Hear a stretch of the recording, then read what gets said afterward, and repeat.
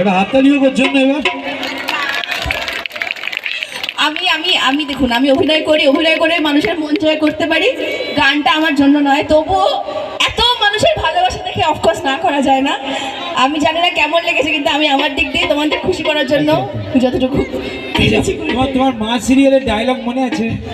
একটাই ডায়লগ মনে আছে, ওটাই আজ থেকে 10 বছর আগের ঘটনা। একটু বলো।